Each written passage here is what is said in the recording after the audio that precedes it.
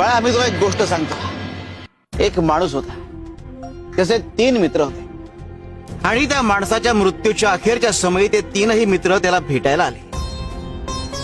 माणसाने तिघांना प्रश्न विचारला की बाबांनो, आयुष्यभर तुम्ही माझी सोबत केली, आता मृत्यूनंतरही माझी सोबत कराल का?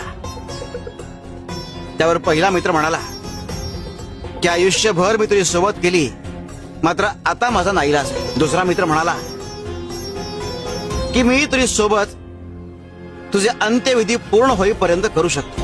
तिसरा मित्र म्हणाला की मी आयुष्यभर तुझी सोबत केली आणि मृत्यूनंतरही मी तुझी सोबत करेन. हे 3 मित्र कोण होते ठाऊक आहे?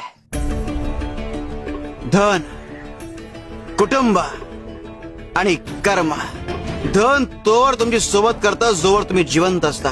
कुटुंब तोवर तुमची सोबत करतं जोवर तुमचे अंत्यविधी पूर्ण होत नाही. मात्र कर्म हे मृत्यूनंतर एक कायम तुमच्या सोबत असतात. आणि इतकंच काय, तर तुमचा पुढचा जन्म हे तुमच्या कर्मांवर अवलंबून असतो.